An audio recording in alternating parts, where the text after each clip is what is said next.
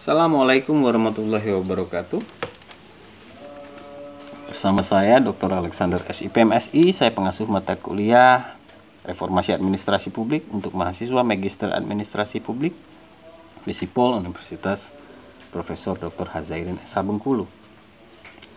Pada kesempatan kali ini kita akan membahas kuliah kelima dengan topik Evolusi Administrasi Publik dari Administrasi Publik menuju Manajemen Publik.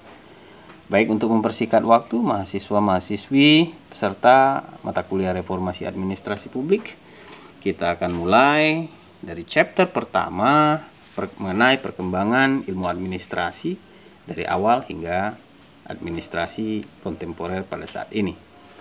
Baik, sejak tahun 1886 sebenarnya Woodrow Wilson, seorang ahli ilmu politik yang kemudian menjadi Presiden Amerika, telah menyatakan pentingnya pengkajian administrasi publik sebagai satu bidang ilmu yang berbeda dari politik, supaya dalam aplikasinya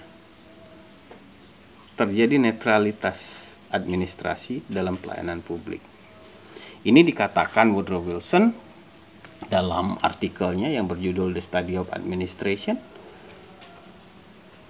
Dia menyatakan bahwa harusnya terjadi dikotomi yang membedakan antara administrasi dengan politik sebagai sebuah fact and value, sebagai means and end. Fact and value artinya sebagai fakta dan sebagai nilai, sebagai cara dan sebagai tujuan. Sehingga menurut Woodrow Wilson, when administrations begin, politik is end. Ketika administrasi dimulai, harusnya politik telah berakhir, sehingga netralitas dalam administrasi publik itu menjamin kepastian pelayanan untuk semua orang. Tidak ada where the victor belong the spoil. Di mana ada kemenangan politik, di situ ada hak-hak istimewa. Nah, ide yang ditulis oleh Woodrow Wilson ini disambut baik oleh Frank Goodnow tahun 1990 ini dengan bukunya Politics and Administration. Goodnow menyatakan penting untuk membedakan antara politik dan administrasi, sehingga terjadilah dikotomi antara politik dan administrasi. Hingga tahun 1903 Asosiasi Ilmu Politik APSA didirikan, dan kajian administrasi publik saat itu menjadi kajian nomor 2 sebagai anak tiri dalam konteks APSA. Sampai kemudian Leonard White tahun 1926 menerbitkan Introductions to Study of Public Administration, buku yang sangat terkenal dari Leonard White yang mengisi administrasi publik sebagai suatu disiplin kajian ilmu hukum administrasi. Pentingnya peran hukum dalam menjamin kepastian administrasi. Pada saat itu ilmu administrasi publik sangat berkembang, sehingga 1937 itu ada Brownlow Report, di mana di situ ada tim-tim seperti Luther Gulick, ekonom, ahli manajemen, dan Brownlow sendiri, ahli politik, melaporkan pentingnya pengembangan kajian administrasi publik sebagai suatu rumpun kajian yang netral. Pada saat itu berkembang kemudian ilmu administrasi publik, sehingga pada tahun 1939 ini ASPA didirikan, Association of Society of Public Administration, Asosiasi Masyarakat Administrasi Publik Amerika Serikat. Kemudian ketika ASPA didirikan, itu ASPA memiliki tugas dan fungsi untuk mengembangkan ilmu administrasi publik sebagai rumpun kajian ilmu yang mandiri, yang memiliki ciri saintifik, sehingga berkembanglah aliran-aliran manajemen dalam proses administrasi publik. Sampai pada tahun 1947 Herbert Alexander Simon itu menerbitkan atau menulis buku yang sangat terkenal yang berjudul Administrative Behavior. Pada bukunya, Herbert Alexander Simon menyatakan bahwa manusia itu adalah makhluk administratif. Mereka selalu bergerak, bekerja sama dalam rangka mencapai tujuan. Jadi logika perilaku manusia dalam mencapai tujuan ini merupakan suatu hal yang sangat penting dikaji dalam konteks pandangan dari Herbert A. Simon tahun 1947. Kemudian pada tahun 1948 Dwight Waldo ini menulis buku juga berjudul Administrative State, negara administrasi. Jadi di samping dia mendukung administrative behavior, ada kritik yang jelas dari Dwight Waldo terhadap Herbert Alexander Simon. Waldo menyatakan bahwa di samping itu, di samping tujuan-tujuan manajemen, maka penting untuk menjamin tujuan-tujuan keadilan sosial dalam administrasi publik, sehingga administrasi publik itu tidaklah bebas nilai. Dia memiliki value, nilai. Dan value itu terwujud dalam misalnya kemanusiaan, hak-hak demokratis, partisipasi, dan lain-lain. Sehingga tahun 1952 terjadilah debat yang sangat seminal yang mewarnai perkembangan ilmu administrasi publik hingga saat ini mengenai rumpun manajemen dan administrasi dalam ilmu administrasi publik. Dan perdebatan ini kemudian dibawa dalam konferensi Minobrook I 1968 yang menghasilkan satu rumusan tentang bagaimana mewujudkan administrasi berbasis ekologi. Artinya administrasi publik memiliki kewajiban-kewajiban sosial, kewajiban-kewajiban humanistik, mewujudkan peradaban yang lebih baik dengan menjunjung nilai-nilai demokratis dan keadilan sosial. Sehingga kemudian tahun 1978 PetNet didirikan.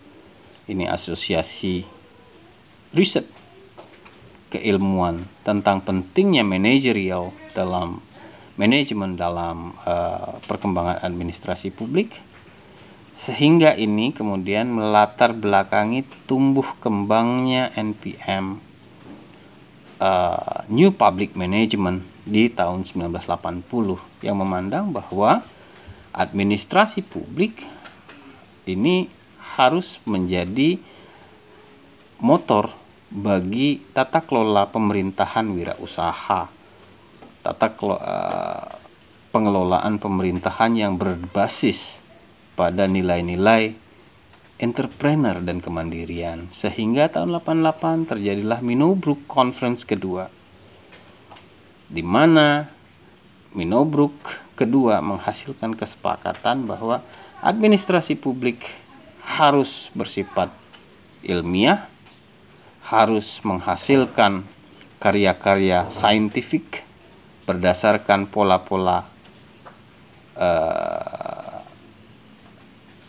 kuantitatif yang jelas, sehingga menghasilkan metode yang bisa berlaku secara universal. Dan Minobrook Conference kedua menghasilkan atau menginspirasi PMRA didirikan, Public Management Research Association tahun 1991.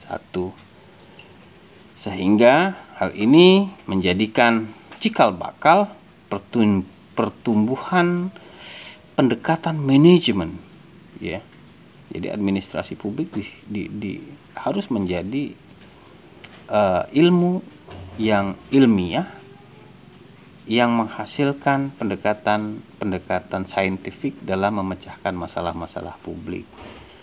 Sehingga ketika PMRA, Public Management Research Association didirikan, maka di tahun 93 National Performance Review itu mengubah nama-nama dokumennya menjadi dokumen dengan nama manajemen publik atau public management, sehingga yang terjadi adalah ada pertanyaan-pertanyaan besar yang menyangkut metodologi dalam konteks administrasi publik dari akhir 90-an sampai 2000-an.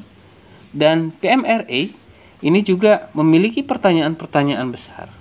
Bagaimana memberikan nilai-nilai yang berpihak pada kemanusiaan, kepada humanisme, kepada keadilan dalam melihat atau dalam mengelola organisasi berdasarkan konsep public management. Ini perkembangan yang terjadi dari administrasi menuju manajemen. Nah, dalam konteks teori, ketika kita bicara model administrasi publik, dalam buku Public Administration Theory Primer, itu paling tidak ada beberapa model dalam administrasi publik, dalam kajian teori administrasi publik. Ada model birokrasi klasik, ada model neobirokrasi atau birokrasi yang baru, ada model institusi, ada hubungan kemanusiaan, McGregor, dan ada model pilihan publik yang masing-masing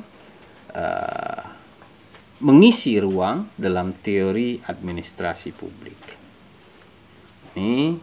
Tapi yang berkembang pada saat ini kalau kita lihat ketika David Osborne dan Ted Gabler atau kemudian dioperasionalkan oleh Osborne dan Palastrik, ini adalah pemerintahan wirausaha, pemerintahan yang berorientasi pada metode-metode pelayanan publik berbasis kewirausahaan, kemandirian dan wirausaha yang berorientasi pasar, desentralistik, dan lain-lain.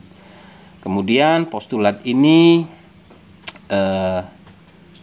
ditantang secara ilmiah oleh Den Hart dan Den Hart dalam New Public Service yang lebih menghargai publik sebagai civil society daripada konsep kewirausahaan. Jadi menurut Den Hart, yang lebih penting adalah bagaimana menciptakan negara yang berkeadilan sosial, yang menghargai partisipasi dan melayani publik. Terakhir berkembang kemudian dalam era-era sound governance, dynamic governance, collaborative dan deliberative governance. Ini melihat bahwa pemerintah itu sebagai satu pemerintahan yang responsif terhadap ekologi administrasi, terpengaruhi oleh di mana dia berada, dalam konteks apa dia berada, sehingga menjadi penting untuk melihat pemerintahan sebagai suatu pemerintahan yang dynamic, yang berubah, yang mampu belajar, mengadaptasi kebutuhan masyarakat, menciptakan jalinan network, dan berbasis teknologi informasi. Baik, ini kajian administrasi dan manajemen saat ini. Jadi pertanyaan besar dari administrasi publik dan pertanyaan besar dari manajemen publik. Demikian kuliah saya yang singkat. Semoga diapresiasi dengan diskusi sehingga kita dapat mengembangkan wawasan kita. Sekian, terima kasih. Assalamualaikum warahmatullahi wabarakatuh.